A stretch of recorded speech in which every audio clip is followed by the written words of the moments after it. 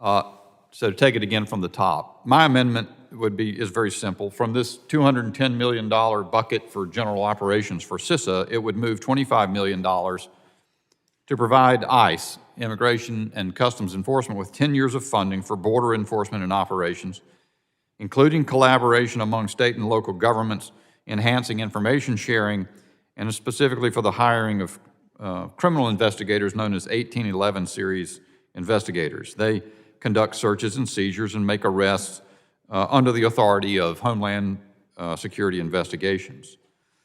This money would specifically target coordination with local agencies to support Homeland Security and oversight of illegals in local jurisdictions.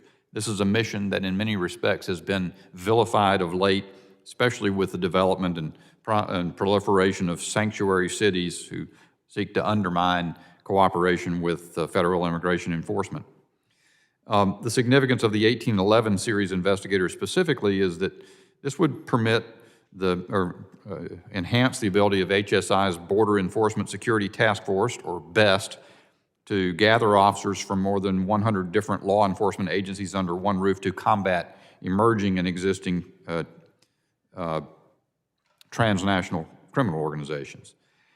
These are just, so this is a sensible amendment, but the point that it makes is that while we dump blobs of money into CISA, as Mr. Katko pointed out earlier, without any particular direction or fashioning of policy here, there's a total disregard of the border in this bill. And in fact, the process we're engaged in right now is, as I said earlier, you could call it a joke, I'd call it a travesty. We're having every amendment that's offered up on serious issues in this $3.5 trillion spending exercise, all of these ideas and things for members to have input on what Homeland Security will do, and they're all being knocked aside on points of order which are sustained by tabling motions to or appeals from the chair's ruling.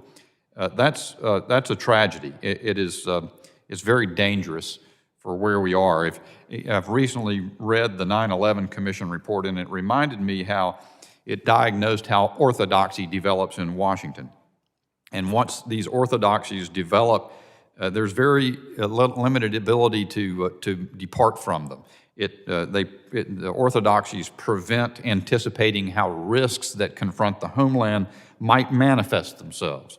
And when you lock down all conversation in the committee over something as important as a $3.5 trillion appropriations package, you really are subjecting yourself to those risks that such problems may manifest themselves, and you may not know about it until you're looking at a smoking crater.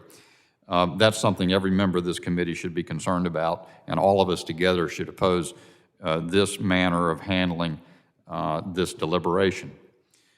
If you consider our border, of course, everyone knows that just in July, the last month for which we have records or a report at this point in time, there are over 212,000 illegal entry enforcement encounters, and so we have a surge that is unprecedented. It's been sustained on a sustained basis since the inauguration of President Biden. We've abandoned the border. It happens to be the case that at the same time now, we've seen a catastrophically incompetent management of the withdrawal from Afghanistan. So these two circumstances go together, and we need to have effective enforcement of the border. We need to have effective internal enforcement of federal immigration law.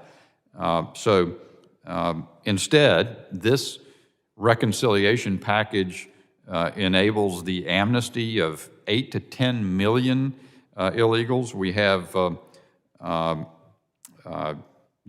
all sorts of other problems that the nation confronts that are not being attended to, even as we go through the kabuki theater of this robotic process of offering amendments, opening up subjects that ought to be debated and considered, and then they are unfortunately all sidelined. So again, my amendment, very simple, would provide for effective cooperation between federal and local and state law enforcement to enforce immigration law under the authority of ICE. And with that, Mr. Chairman, I yield back.